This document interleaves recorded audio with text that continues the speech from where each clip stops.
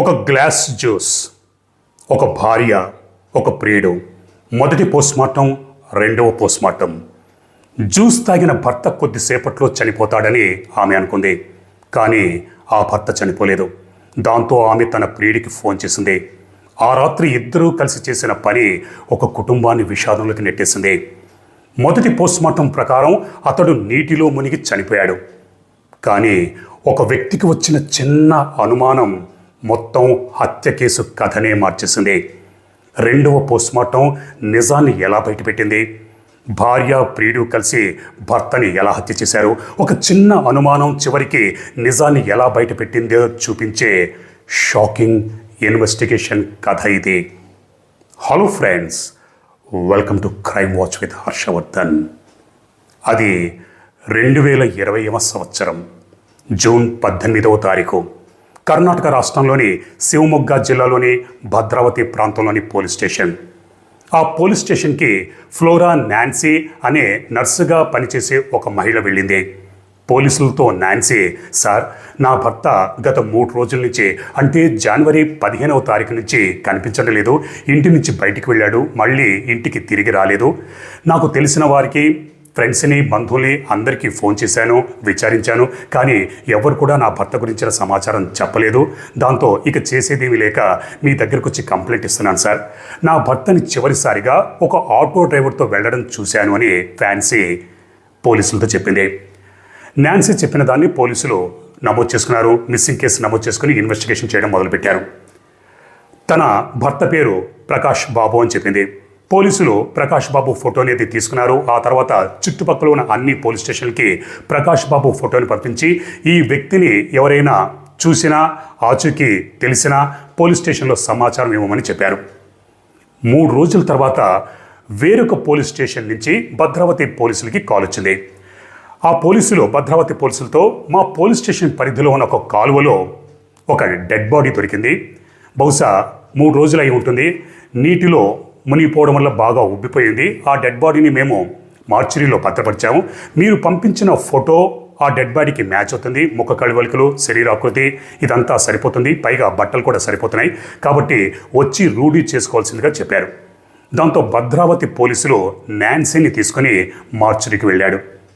మార్చురీలో ఉన్న డెడ్ బాడీని చూసి నాన్సీ అది తన భర్త ప్రకాష్ బాబుదేనని గుర్తుపట్టి ఏడవడం మొదలుపెట్టింది. పోలీసులు నాన్సీని ఓదార్చారు. ఆ తర్వాత ప్రకాష్ బాబు డెడ్ బాడీకి పోస్ట్మార్టం నిర్వహించారు.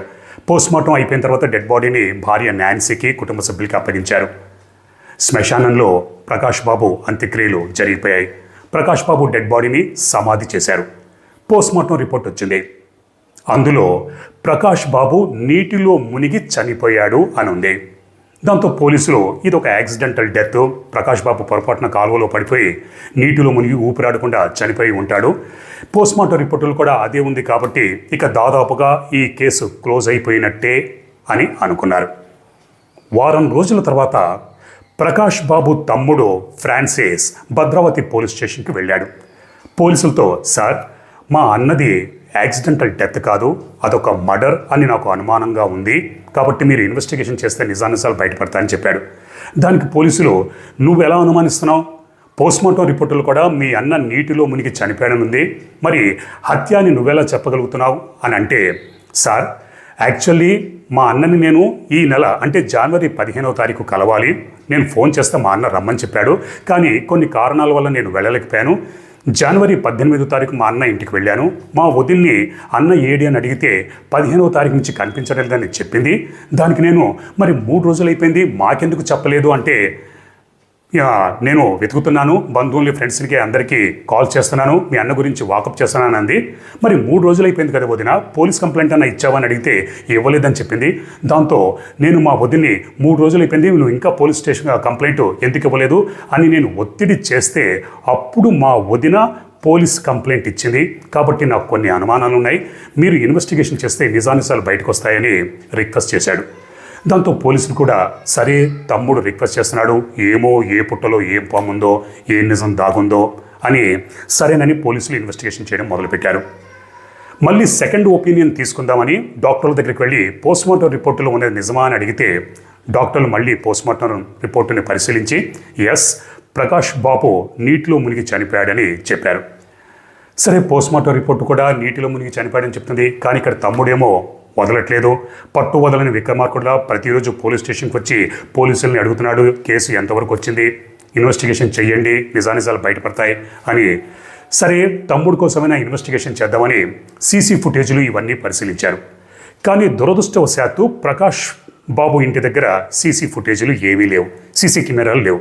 దాంతో పోలీసుల దగ్గర ఎటువంటి క్లూ కూడా లేదు. సరేనని నాన్సీ కాల్ డేటా CDR అంతా పరిశీలించారు. అంతకుముందు కూడా పరిశీలించారు, కానీ అనుమానాస్పద నంబర్లు అవేమీ కనిపించలేదు. రెండోసారి కూడా నాన్సీ కాల్ డేటా CDR అంతా పరిశీలించారు. పెద్దగా అనుమానాస్పద నంబర్లు ఏమీ కనిపించలేదు. కానీ ఒక నంబర్ మీద మాట్లాడినట్టుగా ఉంది. అది కూడా జస్ట్ ఒక 30 సెకండ్సే మాట్లాడినట్టుగా ఉంది. సరే, ఆ నంబర్ ఎవరిదని ఆరాధిస్తే అది రాజశేఖరయ్య అన్న పేరు మీద ఉంది. రాజశేఖరయ్య ఎవరు అని ఆరాధిస్తే అది నాన్సీ పనిచేసే నర్సింగ్ హోంలోనే పనిచేసే వ్యక్తిదని తేలింది. సరే, ఒకే దాంట్లో పనిచేస్తున్నారు, కొలీగు కాబట్టి కాల్ చేసి ఉంటుంది కదా అని పోలీసులు అనుకున్నారు. పోలీసుల ఇన్వెస్టిగేషన్లో నాన్సీ ప్రకాష్ బాబులకి 2012 సంవత్సరంలో పెళ్ళైంది. వీళ్ళది పెద్దలు కుదిర్చిన వివాహం. పెళ్ళైన తర్వాత వీళ్ళ సంసారం హ్యాపీగా సాఫీగా సాగిపోతూ ఉండేది.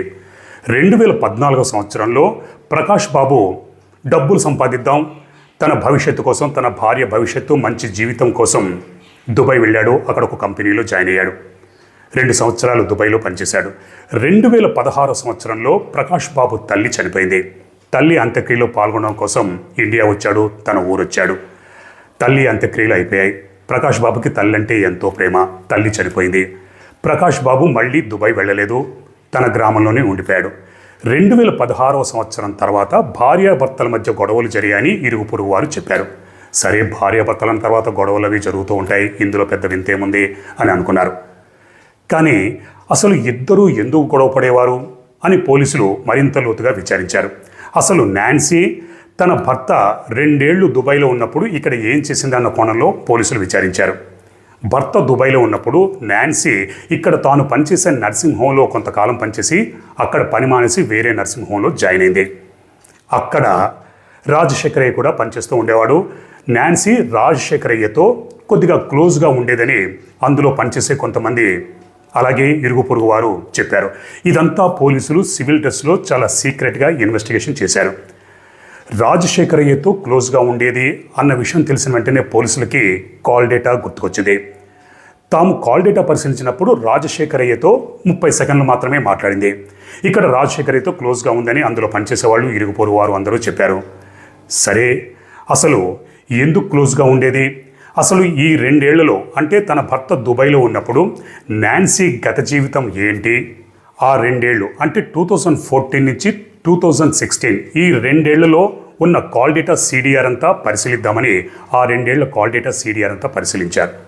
పరిశీలిస్తే నాన్సీ రాజశేఖరయ్యతో ఆ 2 ఏళ్ళు 2014 నుంచి 2016 వరకు ఎన్నోసార్లు కాల్ చేసి గంటల కొద్దీ మాట్లాడినట్టుగా ఉంది. కానీ 2016 తర్వాత అన్ని కాల్స్ లేవు, మాట్లాడింది లేదు. అంటే తన భర్త దుబాయ్లో ఉన్న 2 ఏళ్లలో నాన్సీ రాజశేఖరయ్యతో ఎన్నోసార్లు కాల్ చేసి గంటల కొద్దీ మాట్లాడింది. 2016 సంవత్సరంలో తన భర్త ఇండియా వచ్చేసాడు, తన ఊరు వచ్చేసాడు. ఇక అప్పటి నుంచి నాన్సీ రాజశేఖరయ్యతో మాట్లాడలేదు.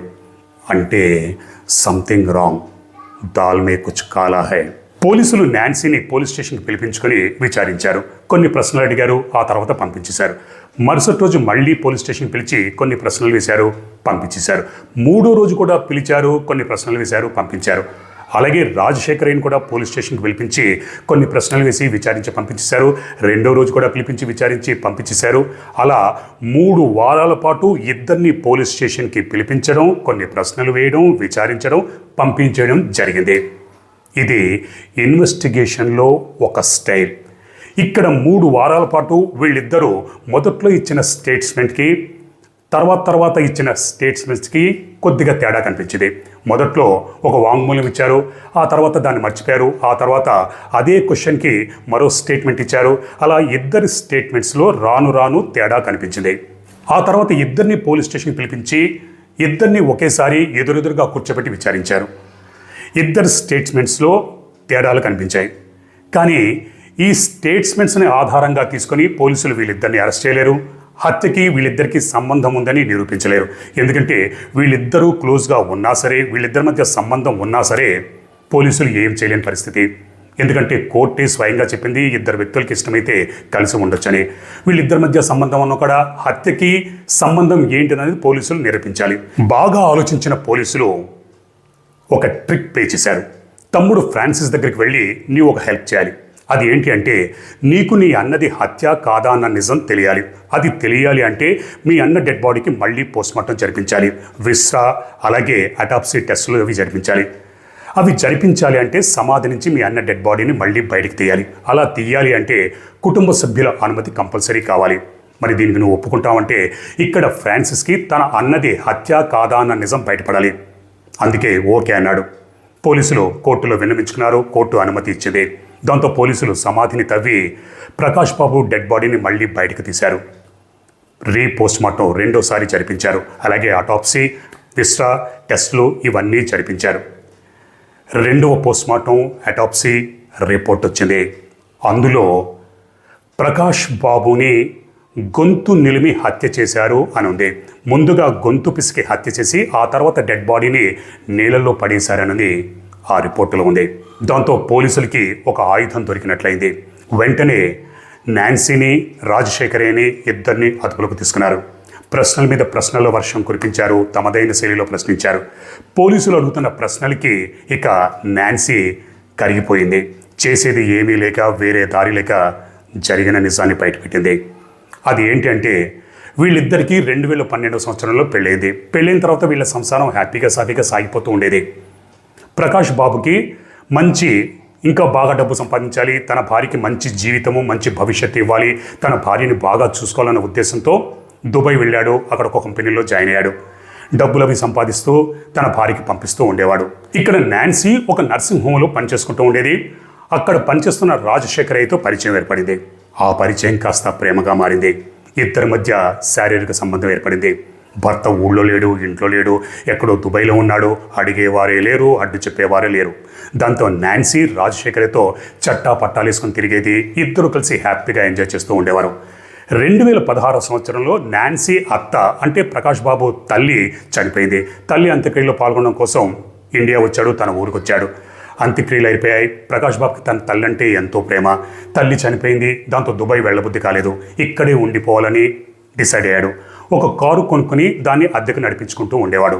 ఎప్పుడైతే ప్రకాష్ బాబు ఇండియాలోనే తన ఊళ్ళోనే సెటిల్ అయిపోవాలని నిర్ణయించుకోవడంతో నాన్సీ గుండెల్లో రాయిపడింది. ఇప్పుడు ఎలా? రాజశేఖర్తో నిండా ప్రేమలో కామంలో మునిగిపోయింది. తన భర్త ఇక్కడే ఉంటే తన ప్రియుడిని కలుసుకోవడం ఎలా? అయినా సరే నాన్సీ తన ప్రియుడితో తన సంబంధాన్ని అలాగే కొనసాగిస్తూ ఉండేది. కానీ ఇటువంటి సంబంధాలు గుట్టు చప్పుడు కాకుండా ఎంతో కాలం ఉండలేవు. ప్రకాష్ బాబుకి తన భార్య రాజశేఖర్తో పెట్టుకున్న సంబంధం గురించి తెలిసిందే. హెచ్చరించాడు, నిలదీశాడు, బుద్ధి చెప్పాడు. ఇంకోసారి ఇటువంటి పనులు మానుకోవాలని హితో చెప్పాడు. కానీ నాన్సీ మారితే కదా తన ప్రియుడితో తన సంబంధాన్ని అలాగే కొనసాగిస్తూ ఉండేది. దాంతో ప్రకాష్ బాబు ఆ నర్సింగ్ హోమ్లో పని మాన్పించేసి వేరే నర్సింగ్ హోమ్లో జాయిన్ చేయించాడు. అయినా సరే నాన్సీ బుద్ధి మారలేదు. అక్కడ కూడా తన ప్రియుడితో సంబంధాన్ని కొనసాగిస్తూ ఉండేది. దాంతో ప్రకాష్ బాబు నాన్సీ వెన్నంటే నీడలా ఉంటూ నర్సింగ్ హోమ్ దగ్గర డ్రాప్ చేసేవాడు, మళ్ళీ పికప్ చేసుకునేవాడు. దాంతో నాన్సీకి రాజశేఖర్ని కలుసుకునే ఛాన్స్ లేకుండా పోయింది. తన స్వేచ్ఛకి స్వాతంత్రానికి అడ్డుకొస్తున్నాడు. తన ప్రియుడిని కలుసుకొనివ్వట్లేదు. విరహవేదన భరించలేకపోతుంది. అంటే తన భర్తని లేపేస్తే అప్పుడు హ్యాపీగా తన ప్రియుడితో కొలుకొచ్చు అన్న ఒక దారుణమైన నిర్ణయానికి వచ్చింది.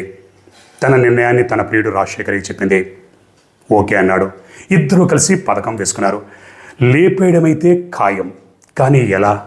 లేపేసిన తర్వాత డెడ్ బాడీని ఎలా మాయం చేయాలి? చట్టానికి పోలీసులకి దొరకకుండా ఎలా తప్పించుకోవాలి? ఇలా ప్రతిరోజు ఎన్నోసార్లు చర్చించుకునేవారు, డిస్కషన్ చేసుకునేవారు. ఇద్దరూ నర్సింగ్ హోమ్లో పనిచేస్తూ ఉండటంతో మందుల గురించి బాగా తెలుసు. దాంతో ప్రకాష్ బాబు డైలీ రొటీన్ మీద రెక్కి నిర్వహించారు. ప్రకాష్ బాబు రాత్రి పడుకునేపోయే ముందు జ్యూస్ తాగడం అలవాటు. అన్నం తినినా తినకపోయినా జ్యూస్ మాత్రం కంపల్సరీగా తాగేవాడు. ఈ విషయాన్ని తన ప్రియుడు రాజశేఖర్కి చెప్పింది. ఆ జ్యూసులో నిద్ర మాత్రలు ఎక్కువ మోతాదులో ఇచ్చి రాజశేఖర్ని లేపేయాలని ఇద్దరూ డిసైడ్ అయ్యారు. జూన్ 15వ తారీఖు రాత్రి ఆ రోజు తన భర్త తాగే జ్యూసులో ఎక్కువ మోతాదులో నిద్ర మాత్రలు ఇచ్చింది. ఆ జ్యూస్ తాగాడు, నిద్రమత్తులోకి వెళ్ళిపోయాడు. అర్ధరాత్రి అయింది. నాన్సీ వచ్చి తన భర్తను చూసింది. కానీ ప్రకాష్ బాబు చనిపోలేదు. పైగా బాగా నిద్రమత్తులో కూడా వెళ్ళలేదు. దాంతో నాన్సీ కంగారు పడింది. ఇప్పుడు ఈ బండారం తన భర్తకు తెలిసిపోతే, మెలకు వచ్చిన తర్వాత నిద్రమాత్రలు ఇచ్చాడన్న సంగతి తెలిస్తే తన అంతు చూస్తాడు. తన ప్రియుడికి కాల్ చేసి, మనం అనుకునేది రివర్స్ అయింది, నా భర్త చనిపోలేదు, పైగా ఎక్కువ మత్తులోకి వెళ్ళలేదు, నాకెందుకో కంగారుగా ఉందంటే, నువ్వేమీ కంగారు పడకు, నేను ఇంటికి వస్తున్నానని చెప్పి రాజశేఖరయ్య ప్రకాష్ బాబు ఇంటికి వచ్చాడు. ఇద్దరూ ఒకరినొకరు చూసుకున్నారు. కళ్ళు కలుసుకున్నాయి. నాన్సీ తన భర్త కాళ్ళు కదలకుండా గట్టిగా పట్టుకుంది. రాజశేఖరయ్య ప్రకాష్ బాబు గొంతు పిసకడం మొదలుపెట్టాడు.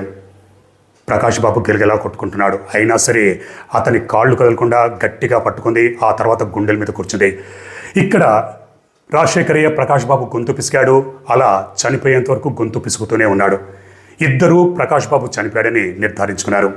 ఆ తర్వాత ప్రకాష్ బాబు కారులోనే డెడ్ బాడీని పడుకోబెట్టి కారును తీసుకుని బయలుదేరారు. ఎక్కడో దూరంగా ఉన్న నదిలోనూ కాలువలోనూ పడేద్దాం అనుకున్నారు. కానీ ఆల్రెడీ కారులో డెడ్ బాడీ ఉంది. మధ్యదారులు పోలీసులు ఎవరైనా అటకాయిస్తారా, ఎవరైనా చూస్తారా, మొత్తం బండారం అంతా బయట పడిపోతుంది అన్న ఉద్దేశంతో, భయంతో 20 కిలోమీటర్లు ప్రయాణించిన తర్వాత ఒక కాలువ కనిపించింది. ఆ కాలువలో ప్రకాష్ బాబు డెడ్ బాడీని విసిరేసి మళ్ళీ తిరిగి అదే కారులో ఇంటికి వచ్చేశారు. వీళ్ళ ఉద్దేశం ఏంటంటే, ఆ కాలువలో ప్రకాష్ బాబు డెడ్ బాడీ కొట్టుకొని కొన్ని కిలోమీటర్ల దాకా వెళ్ళిపోతుంది, తర్వాత దొరికినా సరే నీటిలో యాక్సిడెంటల్గా మునిగి చనిపోయాడని అందరూ అనుకుంటారని అనుకున్నారు. జనరల్గా ఆ కాలువలో నీళ్లు ఎప్పుడు ఉధృతంగా ప్రవహిస్తూ ఉండేవి. కానీ జనవరి నెల కావడంతో నీళ్లు అంత ఉధృతంగా ప్రవహించడం లేదు. దాంతో ప్రకాష్ బాబు డెడ్ బాడీ 2-3 కిలోమీటర్లు కొట్టుకుని పోయి అక్కడ ఆగిపోయింది. ఒక వ్యక్తి డెడ్ బాడీని చూసి పోలీసులకు సమాచారం అందించారు. ఆ పోలీసులు భద్రావతి పోలీసులకు సమాచారం అందించారు. భద్రావతి పోలీసులు నాన్సీని తీసుకుని మార్చురికి వెళ్ళారు. నాన్సీకి తన భర్త డెడ్ బాడీని గుర్తుపట్టక తప్పలేదు. మరి మొదటి పోస్ట్మార్టం రిపోర్టులో ప్రకాష్ బాబు మునిగి చనిపోయాడని ఎందుకుంది అని అంటే, అప్పటికే 3 రోజులు గడిచిపోవడంతో ప్రకాష్ బాబు డెడ్ బాడీ బాగా ఉబ్బిపోయి కుళ్ళిపోయి గుర్తుపట్టని విధంగా ఉంది. దానికి పోస్ట్మార్టం నిర్వహించారు. జనరల్గా పోస్ట్మార్టంలో ఏం జరిగినా తెలిసిపోతుంది. ఇక్కడ ప్రకాష్ బాబుని ముందుగా గొంతు పిసికి హత్య చేశారు, ఆ తర్వాత నీళ్లలో పడేశారు. ఆ విషయం పోస్ట్మార్టం రిపోర్టులో బయటపడాలి. కానీ ఇక్కడ డాక్టర్ల నిర్లక్ష్యమో లేకపోతే మరేదో కానీ పెద్దగా పోస్ట్మార్టం చాలా శ్రద్ధగా నిర్వహించలేదు. తూతూ మంత్రంగా నిర్వహించేశారు. ఎందుకంటే ఇది హై ప్రొఫైల్ కేసు కాదు. ఒకవేళ హై ప్రొఫైల్ కేసు ఉంటే చాలా శ్రద్ధగా కేర్ఫుల్గా డాక్టర్లు పోస్ట్మార్టం నిర్వహించారు. మనకందరికీ తెలిసిందే, జనరల్గా స్వీపర్లు క్లీనర్లే డెడ్ బాడీల్ని కోసి ఓపెన్ చేస్తారు. ఆ తర్వాత డాక్టర్లు వచ్చి తూతూ మంత్రంగా పోస్ట్మార్టం నిర్వహిస్తారు. ఇక్కడ బహుశా డాక్టర్లు కూడా అంత శ్రద్ధగా పోస్ట్మార్టం నిర్వహించలేదు. దాంతో ప్రకాష్ బాబు నీటిలో మునిగి చనిపోయాడని రిపోర్ట్లో వచ్చింది. కానీ సెకండ్ టైం పోస్ట్మార్టంలో అటాప్సీ అలాగే విస్టా రిపోర్టులో డాక్టర్లు అసలు నిజాన్ని బయటపెట్టారు. ఆ విధంగా మిస్టరీగా ఉండిపోతుందనుకున్న ఒక హత్య కేసు చిక్కుముడి విడిపోయింది. ఇక్కడ చిన్న తమ్ముడికి అనుమానం రాకుండా ఉండి ఉంటే, చిన్న తమ్ముడు ఒకవేళ పోలీసులకి కంప్లైంట్ ఇవ్వకుండా ఉండి ఉంటే బహుశా ఈ హత్య కేసు మిస్టరీ ఎప్పటికీ వీడిపోయేది కాదేమో. ఎందుకంటే మొదటి పోస్ట్మార్టంలో నీటిలో మునిగి చనిపోయింది. దాంతో పోలీసులు కూడా ఆ కేసు క్లోజ్ చేసేవారు. కానీ తమ్ముడికి అనుమానం రావడంతో పోలీసు కంప్లైంట్ ఇచ్చి పట్టుబడడంతో పోలీసులు కూడా అలాగే ఇన్వెస్టిగేషన్ చేశారు. ఇక్కడ తమ్ముడిని అభినందించాలి, అలాగే పోలీసులు కూడా అభినందించాలి. ఆ తర్వాత లోయర్ కోర్టులో కేసు నడిచింది. 2026వ సంవత్సరం అంటే ఇదే సంవత్సరం మే 8వ తారీఖు సెషన్ కోర్ట్ హంతకులైన నాన్సీకి ప్రియుడు రాజశేఖరయ్య ఇద్దరికి మరణశిక్ష విధిస్తూ తీర్పిచ్చింది. అంటే కోర్టు దీన్ని రేరెస్ట్ ఆఫ్ రేర్ కేసుగా పరిగణలోకి తీసుకుంది. ఎందుకంటే ఇది క్షణికావేశంలో జరిగిన మర్డర్ కాదు. ఏదో భార్యకి కోపం వచ్చి ఆ క్షణికావేశంలో భర్తని చంపేసిందని కాకుండా, భార్య ప్రియుడితో కలిసి కొన్ని రోజుల పాటు ప్లాన్ వేసి పథకాలు రచించి నిద్రమాత్రలు ఇచ్చి ఆ తర్వాత గొంతు పిసికి హత్య చేసిన తర్వాత డెడ్ బాడీని మాయం చేయడం కోసం నదిలో పడేసింది. కాబట్టి ఇది రేరెస్ట్ ఆఫ్ రేర్ కేసు కిందగా వస్తుందని సెషన్ కోర్ట్ ఇద్దరికి మరణశిక్ష విధిస్తూ తీర్పిచ్చింది. కానీ సెషన్ కోర్టు మరణశిక్ష తీర్పు ఇచ్చినంత మాత్రం చేత అమలు అవదు. దాన్ని హైకోర్టు ఆమోదముద్ర కంపల్సరీ కావాలి. హైకోర్టు ఆమోదముద్ర వేస్తేనే మరణశిక్ష అమలవుతుంది. ఇక్కడ వీళ్ళిద్దరూ హైకోర్టులో ఎలాగో ఛాలెంజ్ చేస్తారు. హైకోర్టులో ఈ కేసు నడుస్తుంది. ఒకవేళ హైకోర్టు సెషన్ కోర్టు ఇచ్చిన మరణశిక్షని అమలు పరచాలని ధృవీకరిస్తే అప్పుడు వీళ్ళు సుప్రీంకోర్టుకు పడతారు. సుప్రీంకోర్టు కూడా హైకోర్టు ఇచ్చిన తీర్పునే అమలు పరిస్తే ధృవపరిస్తే మళ్ళీ రివ్యూ పిటిషన్ పెట్టుకుంటారు. ఆ తర్వాత రాష్ట్రపతి దగ్గర క్షమాభిక్ష పిటిషన్. రాష్ట్రపతి ఓకే చేస్తే అప్పుడు మరణశిక్ష అమలవుతుంది. దీనికి కొన్ని సంవత్సరాల టైం పడుతుంది. హైకోర్టులో ఎంతకాలం నడుస్తుందో తెలియదు, సుప్రీంకోర్టులో ఎంతకాలం నడుస్తుందో తెలియదు. మరణశిక్ష అమలయ్యేసరికి ఎన్ని సంవత్సరాల టైం పడుతుందో ఎవ్వరికీ తెలియదు. మరి వీళ్ళిద్దరికీ మరణశిక్ష ఎప్పుడు అమలవుతుందో వేచి చూద్దాం. ఏది ఏమైనప్పటికీ శిక్ష మాత్రం ఆహ్వానించదగ్గదే. ఎందుకంటే ఒక భర్త తన భార్య కోసం, ఆమె భవిష్యత్తు కోసం, తన కుటుంబ భవిష్యత్తు కోసం దుబాయ్కి వెళ్ళి అక్కడ కష్టపడుతుంటే ఇక్కడ భార్య మరొకతో సంబంధం పెట్టుకోవడం నిజంగా శోచనీయం. ఒకవేళ సంబంధం పెట్టుకుంది, ప్రియుడంటే ఇష్టం, అటువంటప్పుడు తన భర్తకి విడాకులు ఇవ్వచ్చు. ఇంకా ఎన్నో మార్గాలు ఉండగా హత్య చేయడం అన్నది ముమ్మాటికి తప్పు తప్పు తప్పు. ఆ తప్పుకి శిక్ష అనుభవించక తప్పదు. మరి మీరేమంటారో మీ అభిప్రాయాన్ని కామెంట్స్లో నాకు తెలియజేయండి. అదేవిధంగా లైక్ చేయండి, షేర్ చేయండి. నా ఛానల్ని కొత్తగా చూస్తున్న వారు సబ్స్క్రైబ్ చేసుకోండి. నోటిఫికేషన్స్ కోసం బెల్ ఐకాన్ని ప్రెస్ చేయండి. బెల్ ఐకాన్ని ప్రెస్ చేస్తే నేను ఎప్పుడు వీడియో పెట్టినా మీకు తెలిసిపోతుంది. రేపు మరో నిజమైన క్రైమ్ స్టోరీతో మిమ్మల్ని కలుసుకుంటాను. అప్పటిదాకా మీరు, మీ కుటుంబ సభ్యులు క్షేమంగా, సురక్షితంగా, అప్రమత్తంగా ఉండాలని కోరుకుంటూ మీ హర్షవర్ధన్.